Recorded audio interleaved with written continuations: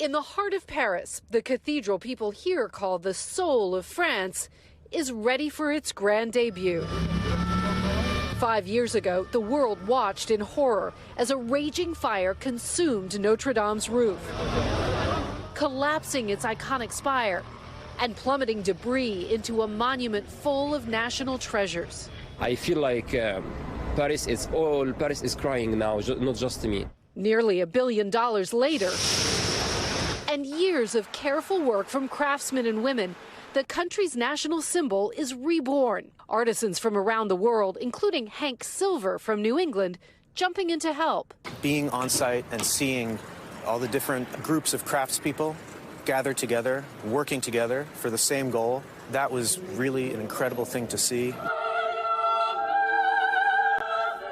But the anticipated moment of pride overshadowed by months of political turmoil.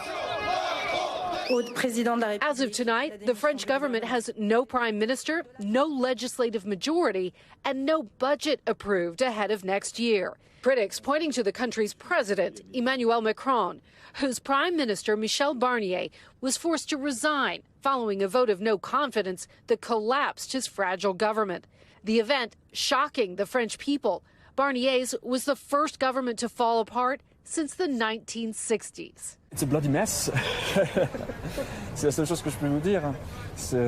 It's quite sad. I know that Macron is not very popular right now, but our concern is if we're Francophiles, which we are, that the option to Macron could be more right-wing with Marine Le Pen. Now, calls for Macron to step down are growing and breathing new energy into pre-planned protests. One nurse saying, the fight is in the street and we need to mobilize all together, otherwise we will never win anything. President Macron pushing back in an address to the nation, refusing to step down and saying he will serve out his term through 2027. Now, with everything on the line, Notre Dame's reopening, a critical moment for Macron to seize. This weekend, he prepares to host a who's who of dignitaries and world leaders at the reopening, from Prince William to First Lady Jill Biden and Ukrainian President Volodymyr Zelensky. But all eyes on incoming President Trump, who announced he would attend as well. One Parisian saying it's a bit early for him to conduct presidential visits. He's not even sworn in yet.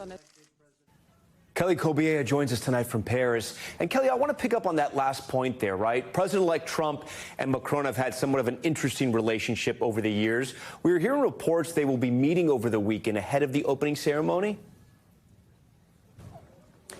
Yeah, that's right. And, you know, if you flash back to 2017, the very beginning of then President Trump's first term, President Macron really tried to woo then President Trump, inviting him here to Paris for the Bastille Day celebrations in the summer of 2017. There was a real, it seemed, friendship developing between the two. You might remember that very long handshake on Bastille Day between the two. But in the months that followed, the tone shifted quite a bit. President Trump at the time attacked President Macron for his idea to create a European army, also attacked him for France's push to place taxes on big tech giants like Google. But this year, we're seeing a shift yet again. President Macron was among the first to congratulate President-elect Trump after the election in November.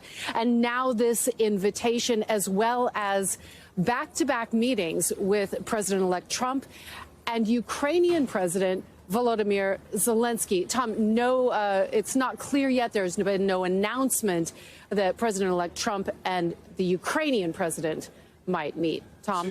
Okay, Kelly Cobiella with a lot of news there as well. Kelly, we appreciate that. Thanks for watching. Stay updated about breaking news and top stories on the NBC News app or follow us on social media.